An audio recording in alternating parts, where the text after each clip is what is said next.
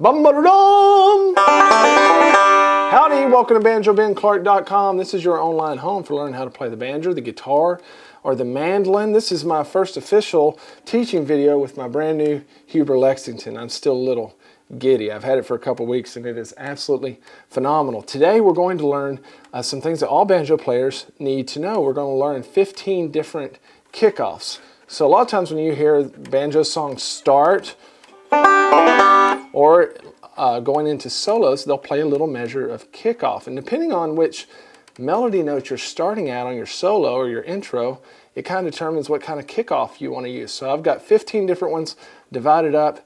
If you're watching this on YouTube or Facebook, here in a little while I'll ask you to go over to the website, BanjoBenClark.com, where you can join like hundreds, gosh, over a couple thousand people have now joined as students there, where they get a video like this every single week as a Gold Pick member.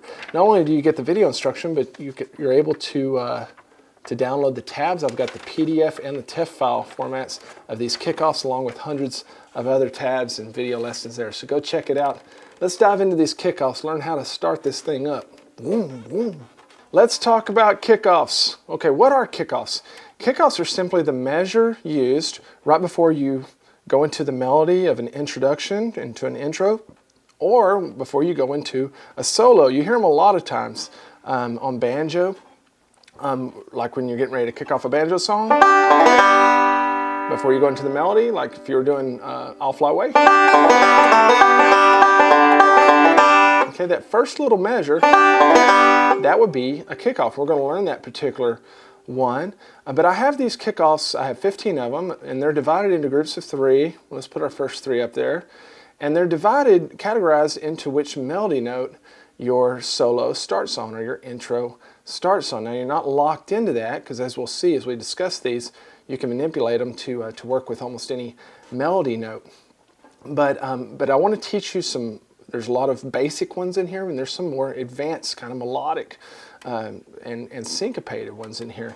But starting with that very first one, we're going to be coming in on the and of 1. Now, if that doesn't make any sense to you, I invite you to stop right now and go watch my How to Read Banjo Tabs video, where I explain what eighth notes and quarter notes and all of that stuff is, and also tells you how to deal with rest. But that's what we see there on the very first beat of measure 1 is an eighth note rest, which means we don't play there. Instead, we come in on the upbeat of 1. Okay, so kickoff number 1 would sound like this. Pretty simple. We've heard that one a lot, right?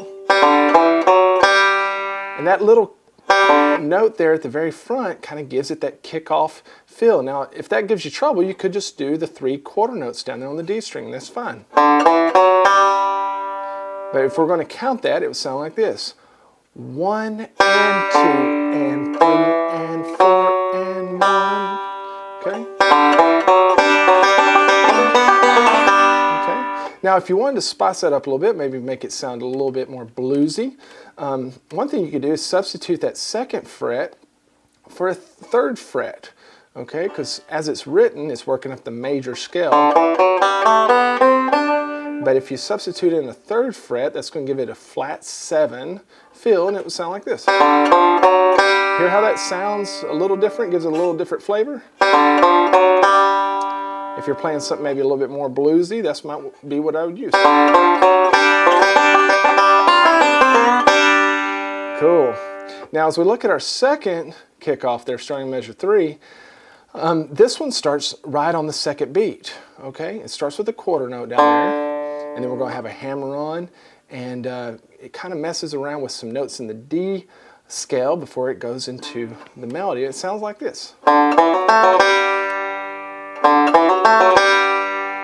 So we're going to play the open D and then hammer on for the 2nd to 4th fret on our low D string. Then leave that ring finger down because we're coming right back to it. Reach up and grab the 2nd fret of the G string. Play that 4th fret again, and then open G string. Remember, these work good if your first melody note starts on that G string, okay? Now, what I want to give you here in the 3rd kickoff is an up the neck version of what we learned there in measure 1. Remember what that sounded like, measure 1? We're going to do the same type of thing, except up the neck.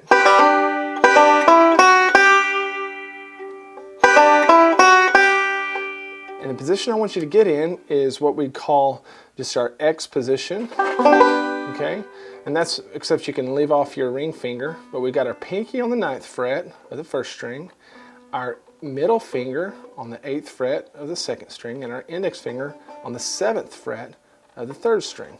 And we're going to once again start on the and of 1, and then play that 7th fret. Then with our ring finger, reach and grab the 9th fret of that 3rd string, and then move up with our index finger and grab the 7th fret of the 2nd string, and then back to the 8th fret. 1 and 2 and 3 and 4 and 1. Now you could also blues this one up as well using that flat 7 tone.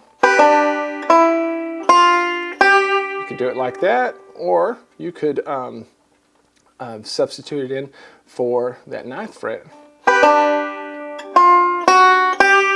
Whatever you want to do. Okay. Let's look at these next 3 kickoffs where we're aiming for our 2nd fret of the 3rd string to start our melody. And we're starting there in measure 7. The first one is the same timing that we saw back with a couple of the first kickoffs, where we start on the and of 1, and this one just simply sounds like this. Okay, this is our target note. Once again, if you wanted to blues this one up again, instead of playing that 2nd fret, you could play a 3rd fret down there to sound like this. Cool. Now, let's just take a song, an example. Like I'll Fly Away. Typically whenever I start playing I'll Fly Away, I'll start with a slide from the 2nd fret to the 4th fret, where it sounds like this. Okay, so technically the melody note is some glad morning. It's a B note for the melody, but I'll slide into it starting at the 2nd fret. Some glad morning. And so these kickoffs will work really well with that, because my first target note of the melody is this 2nd fret, even though the actual melody note on paper is a B note. I'm sliding there, so I can use these. Okay, sounds really good. Same thing for our second one there, measure 9. Same type of timing, except we're just going to add in a hammer on there on the 3rd beat. It sounds like this. 1 and 2 and 3 and 4 and 1. So that would, with I'll Fly Away, it sound like this. Pretty cool, huh? Let's learn this 3rd one, measure 11. We're also going to start on the and of 1. I played this one earlier, but we're going to start on that 1st string, then go up for a quarter note on our high 5th string, and then we're going to have a 16th note hammer on, which is a faster hammer on than what we've seen so far. It's going to happen a little faster from that open D to the 2nd fret. This lick up to speed sounds like this. I love that one. Okay, slowly. 1 and 2 and 3 and 4 and 1 and 2 and 3 and 4 and. Okay, so this is probably the one that I use the most, like when I'm kicking off I'll Fly Away.